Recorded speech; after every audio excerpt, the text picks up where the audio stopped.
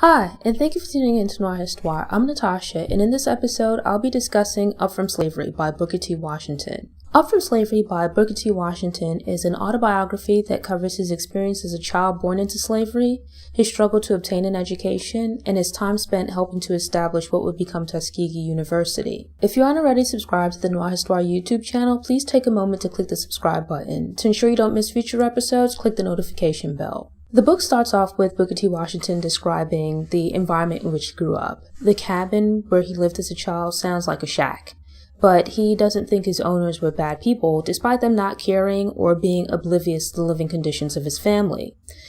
He relates a story of his family being so poor where his mom stole or took the slave owner's chickens to feed her children. It was like the only meat that she could obtain.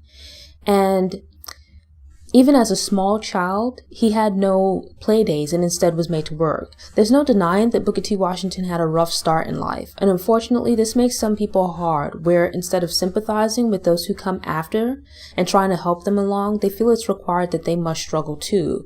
It's like the misguided concept of the beautiful struggle, where people come to believe they have to struggle in life for it to have meaning. In his childhood, the earliest Washington came to going to school was carrying the books of the slave owner's daughter. He came to think that being able to attend school was a great privilege and something to yearn for. Washington's childhood was filled with work, and a lack of things made him yearn for and desire all the good things and luxuries that his owner's family had.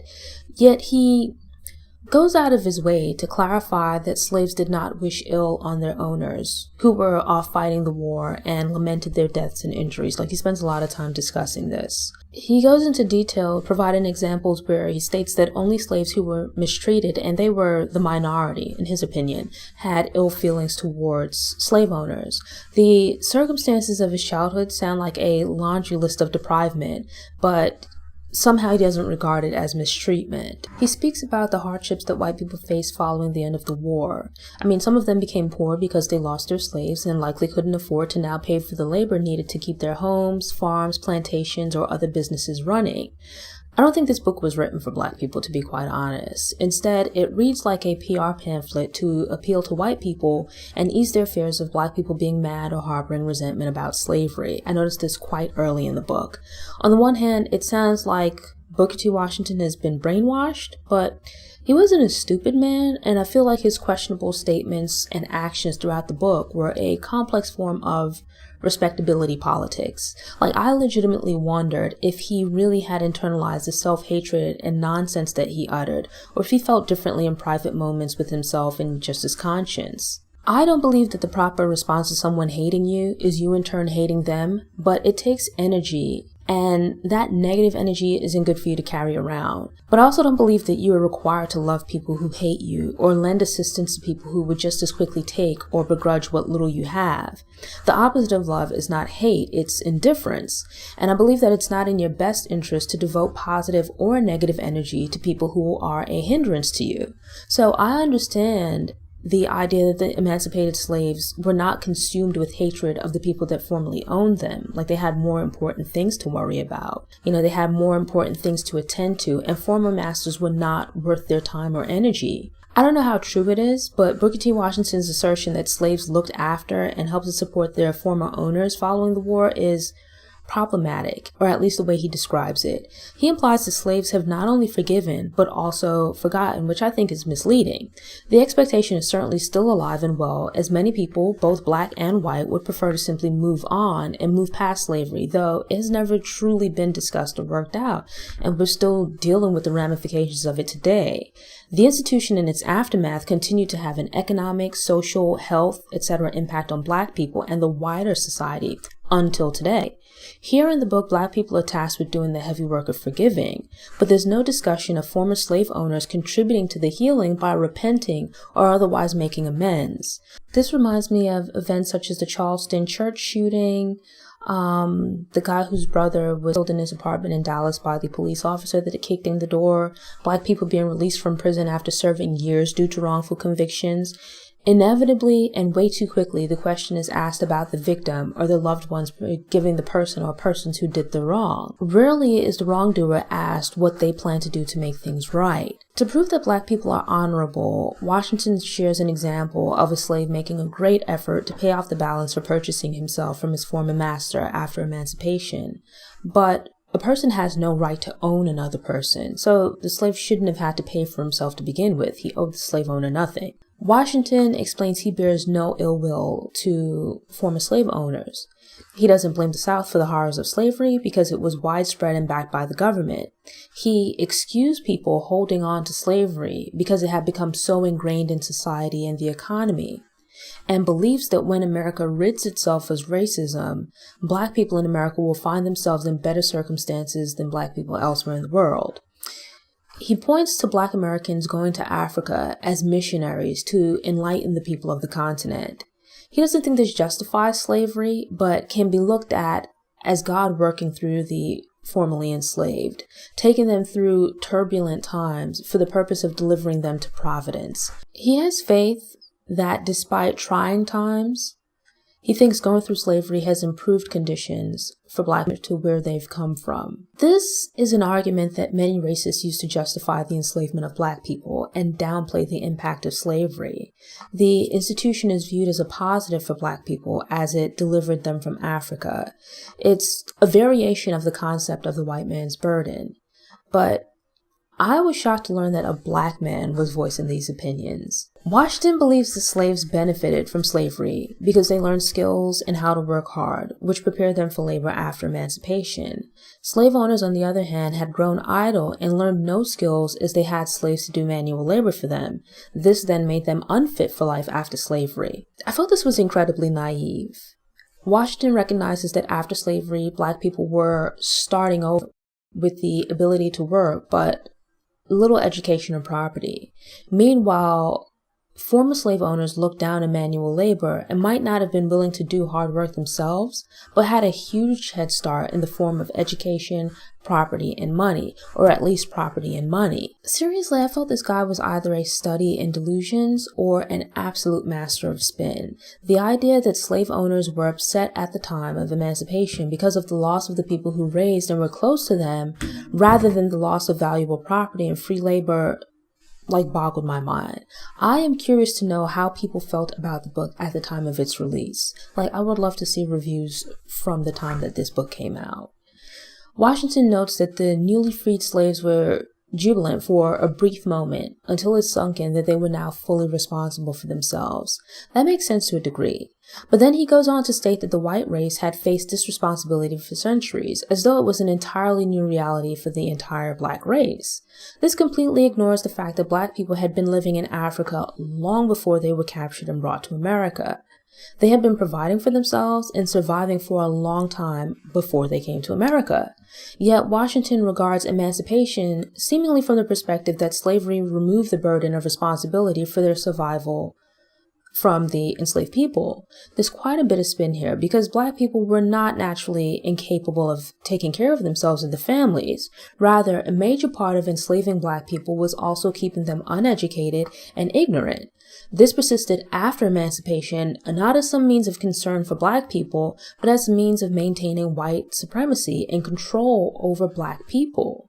It helped to ensure a large pool of free and or low-cost labor. He provides examples of older slaves being afraid to strike out on their own in their old age. They would have had limited options for providing for themselves without the help of others. This isn't very far-fetched, as America eventually began to provide resources and financial support for the elderly. I've always admired the history of Black people clamoring for the opportunity to get an education, get married, and do other everyday things that we now sometimes take for granted. Having been denied these basic things, they recognize the importance of having them. I might not agree with all of Washington's ideas, but every now and then he said something that I found myself nodding along to. I agree with the example that his mother set by making things for him instead of buying things on credit that she could not afford. But then he went on to be a little bit messy by explaining that some of the kids who came from families that could afford things his family could not, when he was a child, are now poor or in prison. I went back and forth with my feelings about Washington because he's not Oblivious to the realities of the harsh circumstances faced by Black people at this time, he fully recognizes them, but then turns around and makes statements that seem out of touch with reality. He states that as a Black boy growing up, he faced many hardships and envied and wanted to be a white boy so he wouldn't have to deal with as many obstacles. He recognizes that a Black child would have to work far harder than a white child to be successful. The world is seemingly open to a white boy, and no ambition is considered too great for him, while people have low expectations for Black boys and thus attempt to limit the possibilities for them before they even get started in life. At points, Washington relates stories of mistreatment against himself or Black people in general that are upsetting, but then immediately states that he or other Black people felt no ill will at the injustice. It comes across as a case of thou doth protest too much, where in making a show of an obvious wrong and stressing how not angry or hurt he or the person in the story were, it seems all the more likely that they were probably deeply affected. It robs him and the people he's talking about of their humanity. As the book progresses and Washington begins speaking about how he obtained his education, it was quite interesting. I knew that he'd attended Hampton, but the story of how he traveled there and worked to be admitted was eye-opening, and I honestly give him props for his efforts. Like, he views the time Black people spent living in Africa negatively, as though it was somehow on par with being enslaved in America. And also at this time, people were suffering grave workplace injustices, yet he's seemingly anti-union and also against strikes. Like, nobody should stand up for themselves and fight for their rights. Something to keep in mind is that this large group of formerly enslaved people had been turned loose with no plan for easing or preparing them for a life of freedom. They're new to having money and need to learn how to manage it, yet he disparages them for relishing the little luxuries that they purchase or the little things that they decorate their homes with. I can understand why young women would struggle and sacrifice to go through years of school only to end up with the same jobs as their parents. Washington states that through school they've been exposed to more and now have increased desires for things, but no additional work options for obtaining them. The problem then is not them wanting a better life or more things, but rather that even after getting an education, they still have limited options for improving their quality of life. People sacrifice and send their children to school so they can get an education and have better job options so they won't have to struggle. It's how many of the early settlers and founding fathers ended up at what would become the Ivy League schools. He recognizes that work is open to white children and limitations aren't placed on their options for life. Yet he makes countless arguments and excuses for why Black children should be held back and penned into manual labor. It's understandable that parents who were slaves and now working to support themselves doing the same kind of work they did as slaves would want different for their children.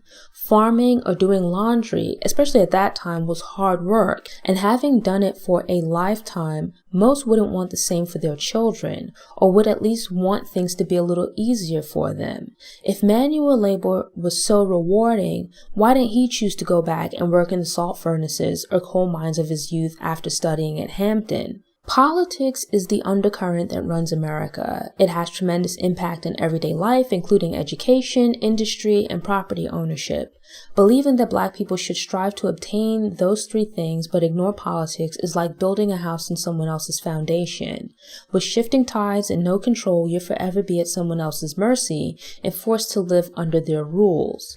Washington buys into the concept of ranks among races and class as well. He speaks of merit and hard work being determining factors of success, value, and esteem, but then makes comments that shows he does rank and qualify people based on their perceived station in life. So, for example, he disparages Black families, putting most of their efforts into planting cotton rather than devoting some land to kitchen gardens. Instead, they spent money buying fat pork and cornbread from stores in town. He overlooks that this is the food that many slaves survived on, and they might have chosen to plant cotton for sale or trade rather than vegetables for food because they needed to earn money.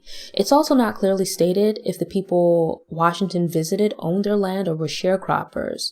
As sharecroppers, they would have been living and farming on rented land and might have had less control over what they could plant or what they could plant and expect to profit from. In one breath, he speaks about the merits of manual labor, but then seems to speak negatively about families spending so much time from working in the cotton fields. He details the practice of families eating on the go rather than sitting down for meals at a table.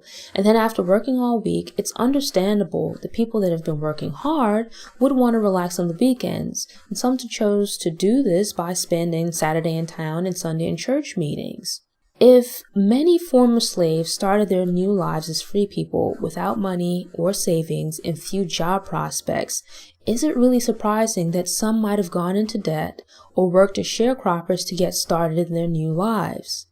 And he speaks of this as though it's something endemic to Black people, when actually many farmers, even land-rich plantation owners, were often heavily dependent on debt. Men such as George Washington, Thomas Jefferson, etc. have been found to have existed on credit and were actually quite cash poor. He discusses how he made a conscious decision to educate the students at Tuskegee in a manner where many would become teachers, and they would return home to their communities to educate people about advances in agriculture. This, in and of itself, isn't a bad thing if the students decided to do this on their own. But recognizing the limitations that society places on Black people, Washington makes a decision to reinforce this by in some ways limiting the type of education they could obtain. He doesn't want Black people of the South to get an education and move to cities where they'll then try to make a living by using their wits, which I take to mean their minds. Instead, he romanticizes them remaining in the country and continuing to do the same kind of work they did before the end of slavery, but also sharing their newly found education with the people around them. Farming is hard work, and it's understandable that given other options, some wouldn't want to do it anymore. With career options for many after slavery limited to teaching or preaching, it's not surprising that's what many pursued. I side-hide his mention that at the time of writing Up From Slavery, Tuskegee received warm support from not just the white citizens of Tuskegee, but the rest of the state of Alabama and the South. Compared to stories from other people of the time, this man seemed to live in a completely different universe. Yet, it was still interesting to learn about how Tuskegee was developed. We hear so much about the contributions of Booker T. Washington, but I was surprised to learn that the woman that later would become his wife, Olivia Davidson, played a crucial role in helping to establish the school through canvassing the local area and fundraising around the country. I don't dispute the idea that some local residents eventually came to view Tuskegee as a positive addition to the community and respected the abilities of the students it sent out into the world. But we also have to deal with the reality that at the same time, many racists throughout the South were still clinging to the old ways. Hence, in addition to Jim Crow laws, both communities and individuals also put in place other strategies to hold Black people back, and did not regard their progress as something to respect and applaud, but rather a threat to society and what they viewed as the natural order of things. So they coveted the success of people they saw as being beneath them, and sought to take over businesses and trades that Black people built up. That's not to say they don't want use of the product or service provided, but rather, having grown accustomed to having control over such workers and or not having to pay fair prices or anything at all for such labor, they push back against the changes in circumstances. To some degree, Washington pushes for students to receive an industrial education or learn a trade to ensure they have a skill that will be valued in most communities, which makes sense. As the children of former slaves, Black children would have been starting from a disadvantaged position compared to the children of free Black people or white people in general. But even coming from poor families, white children were not discouraged from studying law or medicine or pursuing other trades that didn't warrant manual labor. They were given choices. Up From Slavery helps to explain why Washington seemed to be so determined to prove he and Black people hold no resentment regarding wrongs committed against them. He explains that he sees holding ill feelings about past wrongs as allowing another person too much control over him and his soul. He makes the argument that a white person mistreating a Black person causes temporary harm to the Black person, but permanent damage to their own soul because they lower their morals to then also mistreat other white people. But some people manage to be mean and evil towards one kind of person while treating others humanely. Some people will rob and steal from a stranger, but give the shirt off their back to a family member or friend. The determining factor is whether or not the individual views the other person as someone it's acceptable to wrong. So the idea that a white person who commits wrongs against a Black person will also be open to committing that same wrong against a white person is flawed. It takes for granted that there are factors at play that allow for and excuse the mistreatment of Black people, while at the same time discouraging the mistreatment of white people. In a society where Black people are viewed as being inferior, it becomes acceptable for them to be mistreated. But if in that same society, white people within similar classes are viewed as equals and having rights protected by the law, it becomes unacceptable for one white person to mistreat another white person. It would be frowned upon for a white person to treat a white person as they might a Black person, much in the same vein as it was frowned upon for a white person to treat a Black person as an equal. Washington explains that he's never been disrespected by white people of the South, despite providing examples of being refused lodging and such by white people in the South, and that he's actually been greeted warmly and thanked for his work at Tuskegee. I don't doubt that some white people were grateful for the work he was doing and thanked him personally, but by this time, Reconstruction would have ended, and Black people were being terrorized in the South by Jim Crow, threats of violence, and actual lynchings. I visited Tuskegee and took the campus tour. during which it was explained that the facades of some buildings were designed to face away from the campus's main street to downplay their importance when the Klan came riding through. Yet, according to Washington, everything was just peachy. I understand being a person of your word and only being willing to say in one place what you would be willing to say anywhere else or in the subject of your conversation's presence.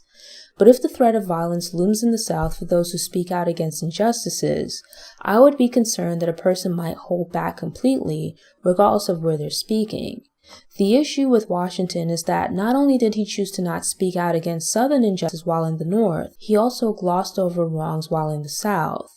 It's like being a parent and only encouraging your child when they do well, while turning a blind eye and not saying anything to correct them when they do wrong. I accept that you would catch more flies with honey than vinegar, and positive reinforcement is often more effective than pointing out faults. But at times, it's necessary to discuss a person's shortcomings and address their wrongdoings. Glossing over these flaws while focusing on the good won't necessarily encourage the person to do better, and might actually give them the idea that their actions are acceptable. Washington states that he doesn't believe that Black people should be confined to farming for the rest of time, but rather that agriculture be used as a foundation for future generations to advance and make progress.